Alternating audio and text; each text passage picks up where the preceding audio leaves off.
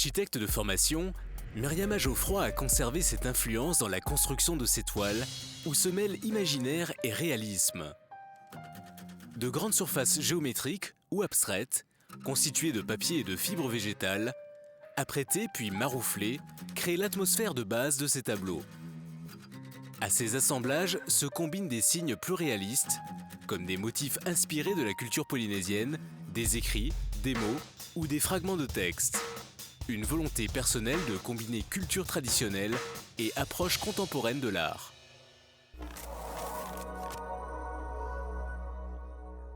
Alors en fait, on peut dire que j'emploie des techniques mixtes déjà parce que je travaille sur plusieurs types de supports. Ça peut être de la toile, tendue ou pas, ça peut être du papier, ça peut être du bois aussi. J'ai eu une période où je peignais beaucoup sur bois, donc déjà il y a le support. Et puis après, il y a ce que je mets dessus, c'est-à-dire que je peux aussi bien directement travailler les motifs avec de l'acrylique ou, et c'est ce que je préfère moi, en fait, travailler les papiers d'abord.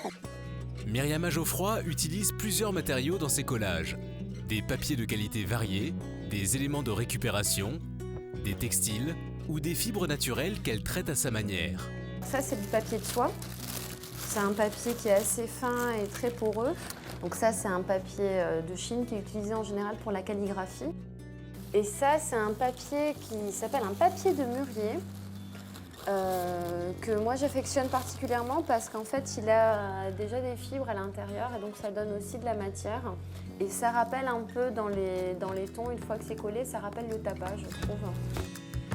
Donc en fait, je collectionne les papiers et même les petits bouts, les petites chutes, je ne les jette pas. J'ai un pot dans lequel je mets tout. J'ai même des toiles d'ailleurs, on voit dedans. J'ai des papiers partout. Ces matériaux sont peints, patinés, froissés, parfois même lacérés, puis fragmentés pour être ensuite agencés et marouflés épars sur la toile. Alors là, je vais commencer à faire ce qu'on appelle le marouflage.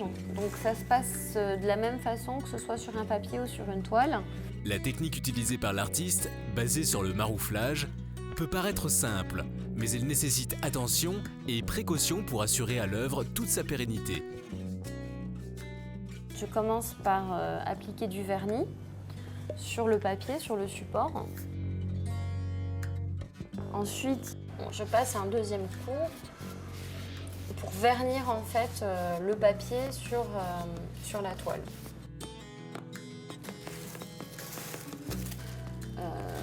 Mes toiles sont composées de plusieurs couches de papier successives.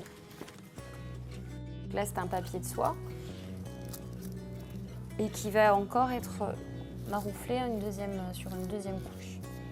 Donc là, ça coule, c'est normal. Ça fait aussi partie des choses moi, qui m'intéressent.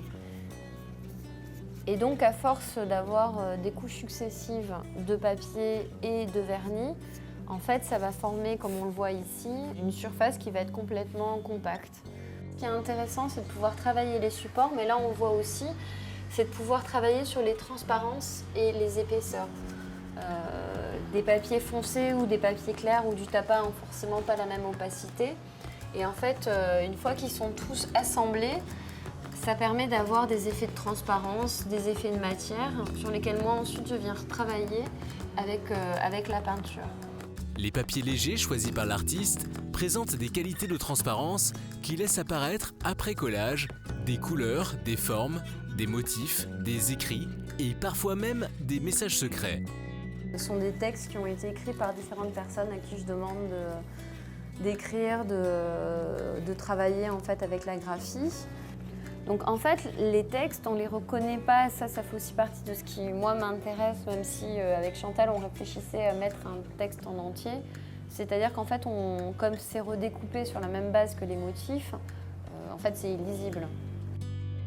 Myriama Geoffroy apporte sa touche en dessinant sur les papiers des motifs ou des signes graphiques qui constituent des traces d'ancrage de sa culture d'origine et de son imaginaire.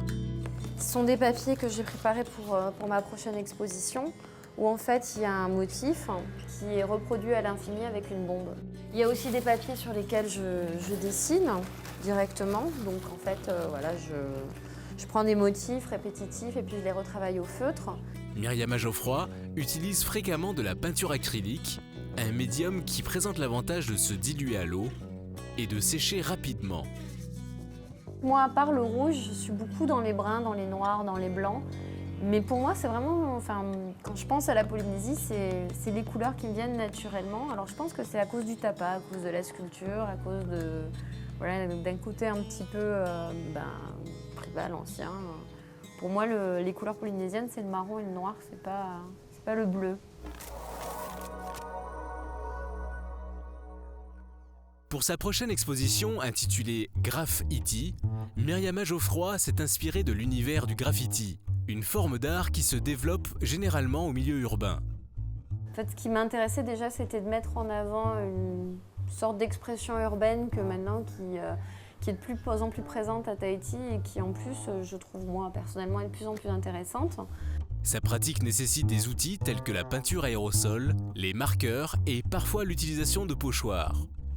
Donc en fait, c'est une photo d'un graphe que nous avons pris dans la rue de Papeete et qui a été retravaillé ensuite et sur lequel en fait je viens continuer toujours ma technique en fait de coller des papiers.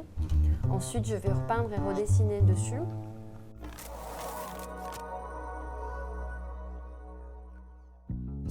Le parcours artistique de Myriama Geoffroy a été enrichi par l'influence de peintres contemporains comme Soulages, Pollock et Tapies. Et j'ai été particulièrement marquée par la peinture de Pierre Soulages qui fait des grands aplats noirs et qui est presque un magicien parce qu'il fait des noirs lumineux. Les œuvres de Myriama Geoffroy sont toujours l'aboutissement d'un long et minutieux travail de composition et d'improvisation qui unit de petits espaces figuratifs à des environnements plus abstraits. Ces réalisations sont des œuvres ouvertes aux interprétations multiples.